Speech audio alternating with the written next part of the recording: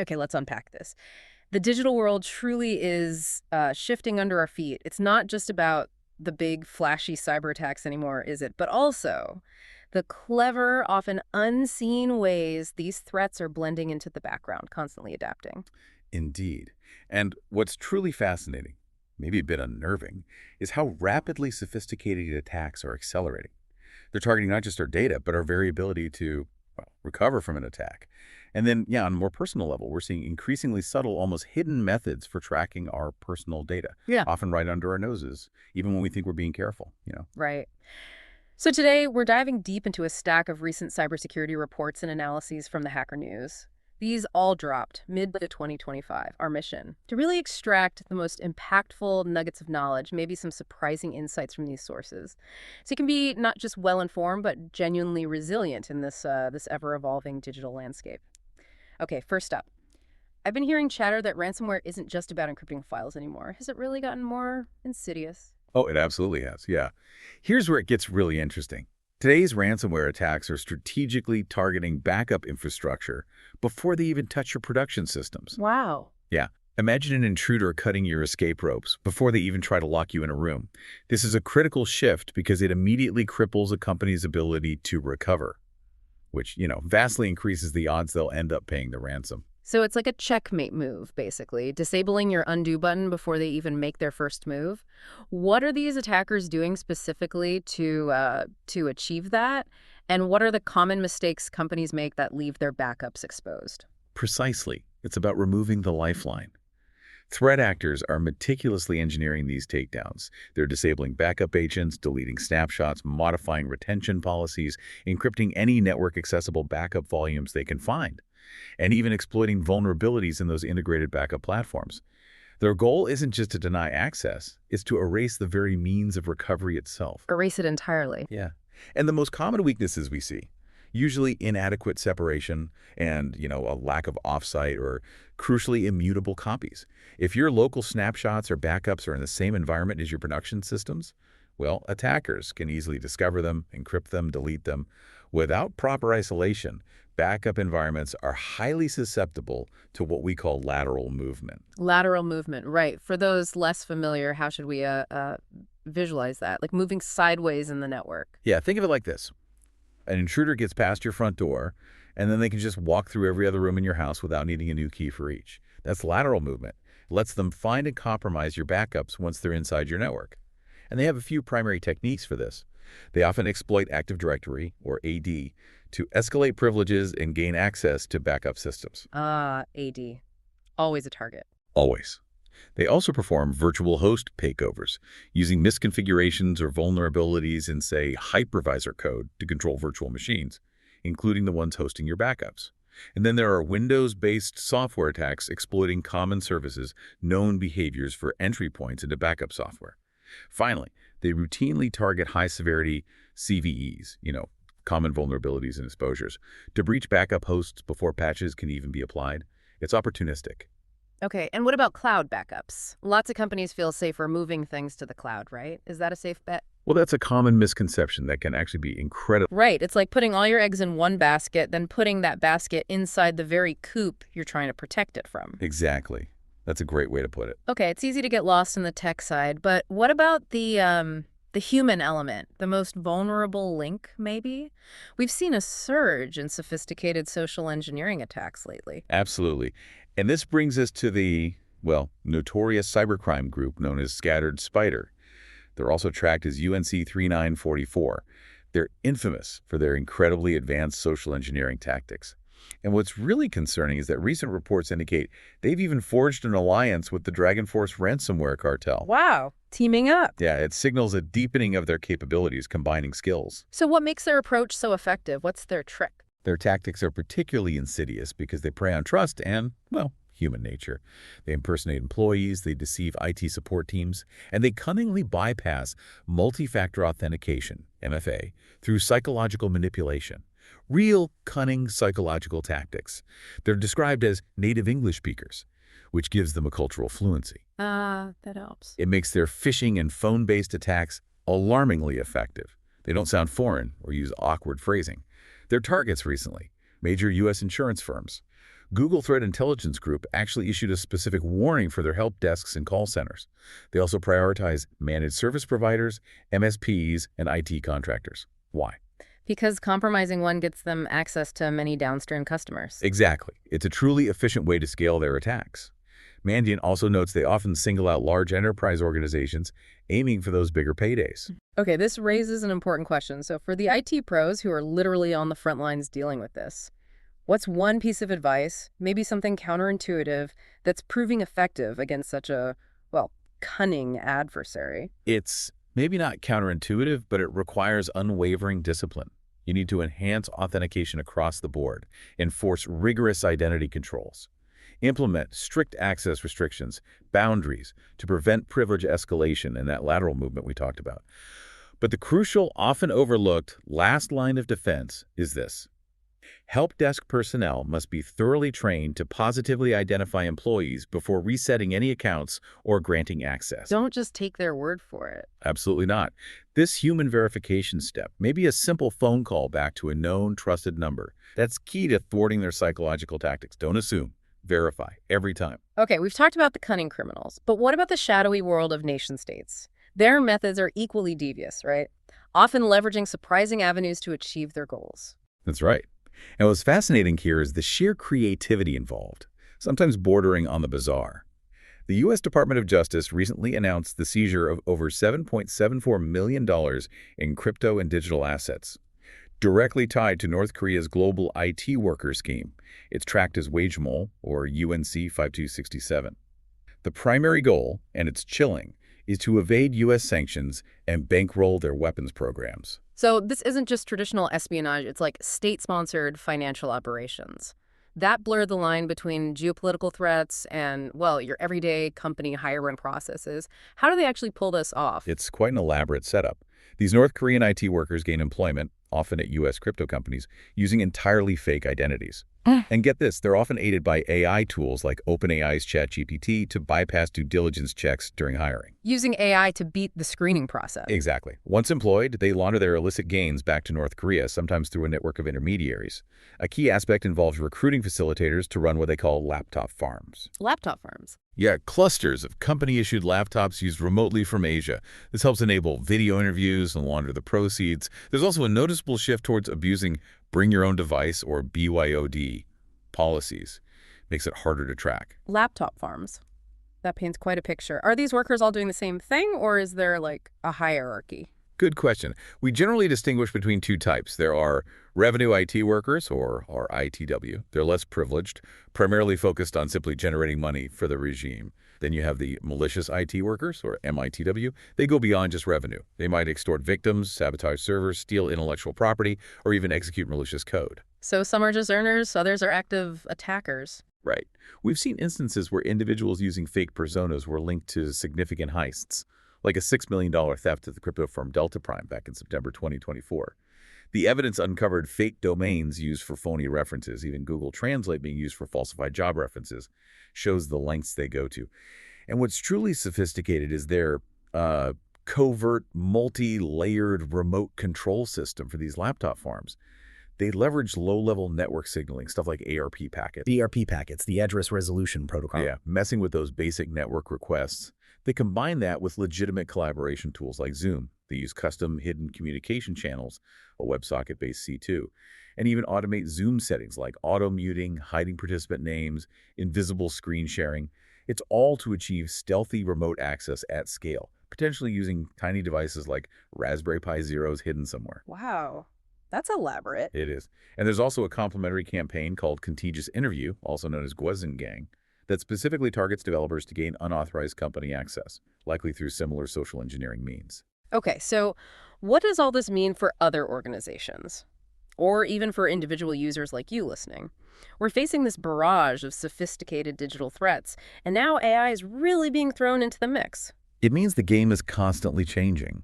We're seeing an evolution in how threats are delivered and how they leverage new tech.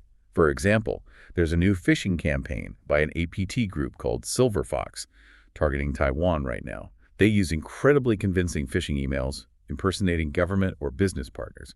Lures about taxes, invoices, pensions, very targeted. These emails deliver malware like guest cringe and holding hands or variants of the well-known guest RA. The attack involves multi-stage infection sequences, using PDF links to ZIP files containing legitimate-looking executables, shell code loaders, and something called DLL sideloading. DLL sideloading, that sounds complicated. How does that work in practice? Is it like sneaking something in? Yeah, think of it like this. Your computer is expecting a trusted delivery, like a legitimate piece of software updating itself. But the attacker intercepts or prepares a situation where their malicious package gets loaded instead, often disguised as part of the real software. Your system unknowingly runs it, thinking it's legitimate, and bam, the attacker has a backdoor. Sneaky. Very. It's all designed to evade detection and gain control for, data collection or remote desktop access. And beyond these new campaigns, existing malware is also evolving.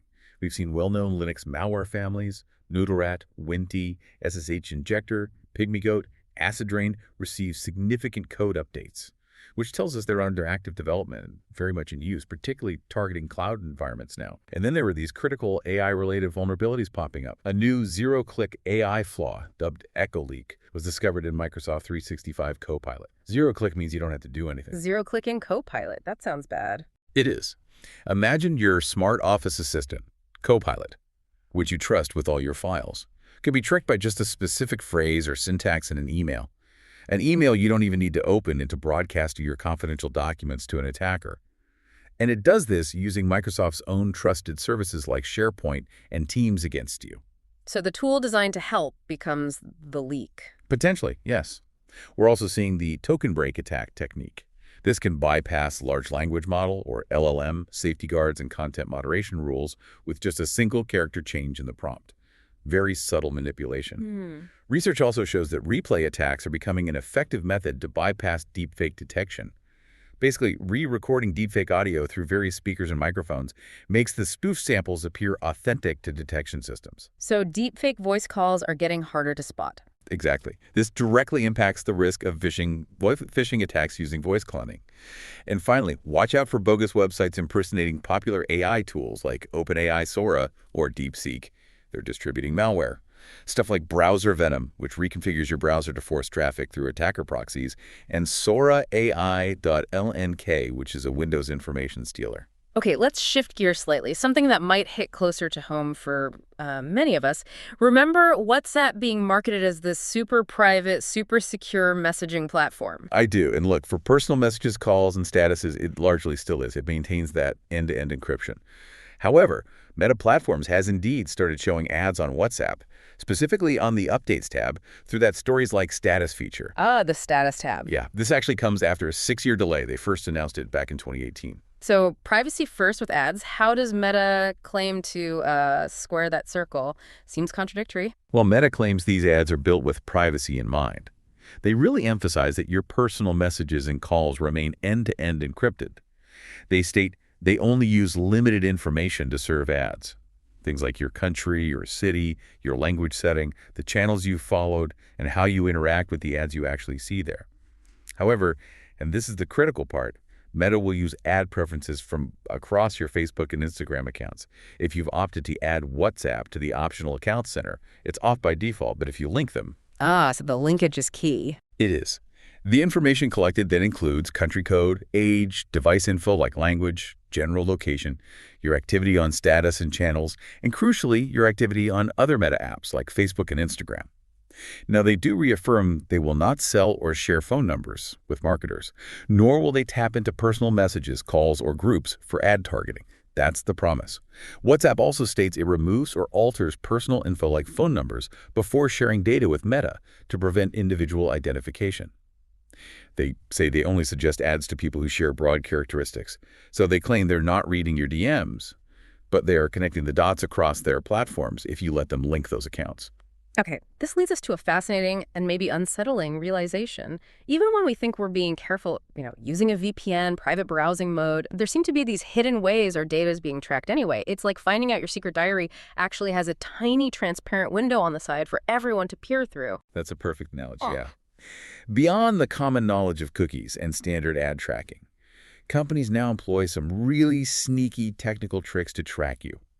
Even if you're using a VPN, private mode, or a hardened browser, designed for privacy. Okay, what's one of the trickiest ones out there? Give us an example. One prominent method is something called local host tracking. Apps like Facebook and Instagram, for instance, can silently run a tiny web server inside your phone. A web server on my phone. Yeah, listening on the local network interface. When you visit a website that has hidden code embedded, that code can try to ping this local server, basically, talk to localhost on a specific port, just to see if the app is installed. This quietly leaks your browsing activity back to the app without your explicit permission, even when you're in private browsing modes. Meta and Yandex were caught doing this. Yandex claimed personalization but stopped. Metapixel removed the relevant code after being called out. The technique itself, still a concern. Okay, what else? Then there's port probing. Some websites actively scan your device to check if certain developer tools or other applications are running on specific network ports.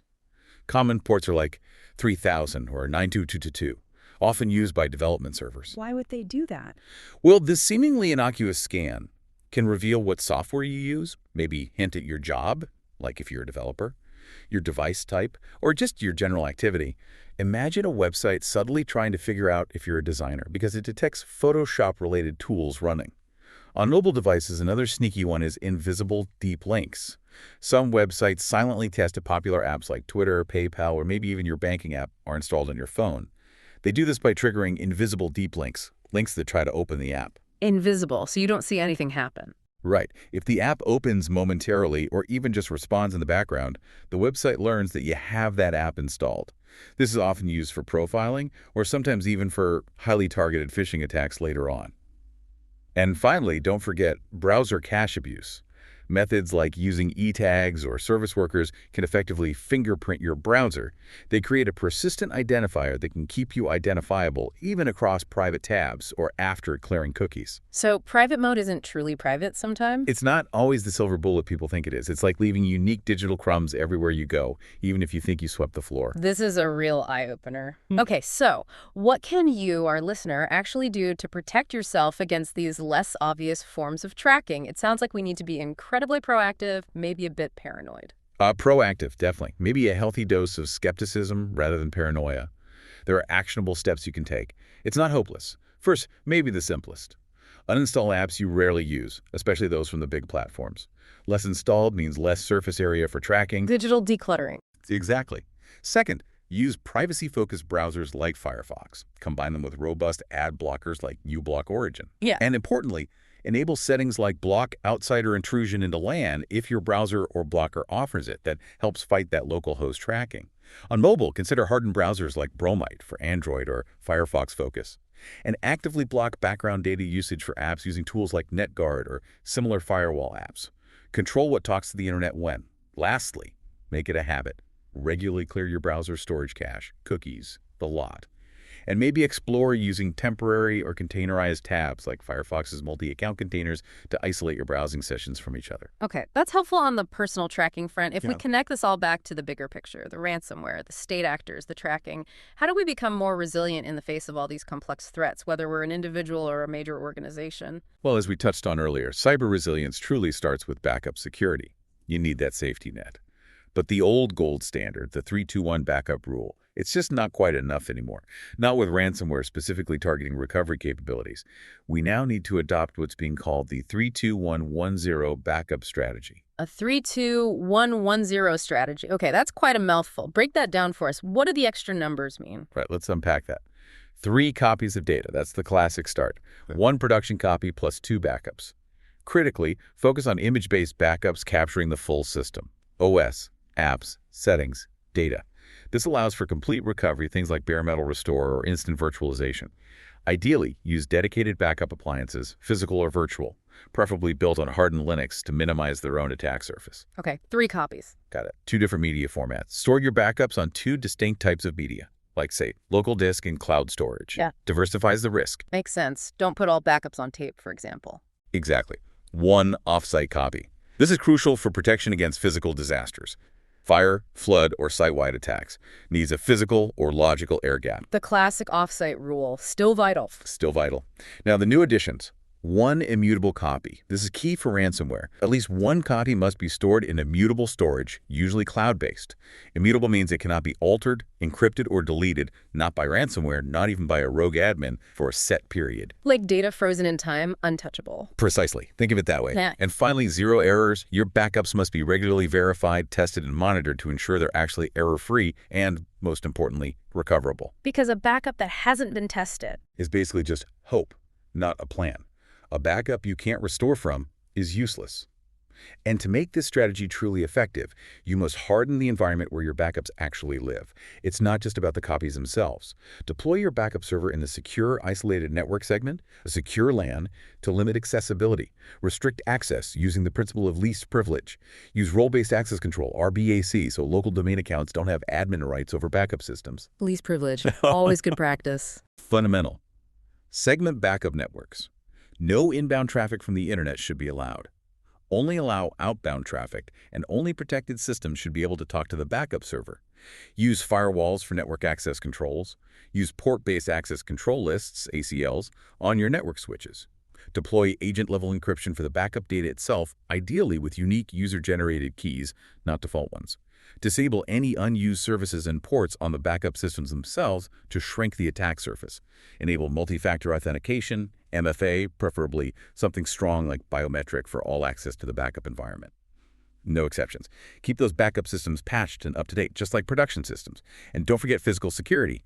Secure backup devices in locked enclosures, use access logs, maybe even surveillance. Okay, that all sounds incredibly thorough, maybe complex, and potentially expensive to implement. Is this truly feasible for, say, mid-sized companies, or are we talking about a standard only the largest enterprises can realistically meet? That's a fair question. It's definitely scalable. Many modern backup solutions, even those aimed at SMBs or mid-market, now offer features like immutable cloud storage tiers and RBAC as part of their package. The key is to start with the foundational elements. Definitely get those off-site immutable copies. Definitely strengthen authentication. And then build up from there. It's a journey towards resilience, not flipping a switch overnight. And specifically for securing cloud-based backups, remember, data segmentation and isolation are paramount. Your backup data has to live in a separate cloud infrastructure, ideally, with its own separate authentication system. Avoid relying on production-stored secrets or credentials. Keep them totally separate. Totally separate. Choose a private cloud backup architecture, if possible, that moves backup data out of your source environment, like your main AWS or Azure tenant, into an alternative isolated cloud for that logical air gap. And for authentication and access control in the cloud backup system, use a completely separate identity system. Don't link it to your production AD or Azure AD if you can help it. Implement MFA, biometric preferred again, RBAC, and crucially, set up alerting for any unauthorized changes or access attempts. And I'll repeat it. Credentials must never be stored in the same ecosystem that's being backed up. That's just asking for trouble. It's really clear that resilience requires this constant vigilance, these proactive measures. It seems to be about questioning assumptions, looking beyond the obvious surface level. It feels like the adversary's greatest strength is often our own complacency or maybe just being overwhelmed. That's it exactly. Yeah. What often goes undetected isn't truly invisible. It's just misclassified or minimized or maybe misunderstood because we're overloaded. Critical thinking is just so essential in this world of, frankly, information overload, where the subtle signs can hide the biggest threats. Wow. Okay, we have covered a lot of ground today. From ransomware trying to literally erase your recovery options, to hidden trackers trying to paint a picture of your every digital move, and even nation-states using AI to bypass security checks.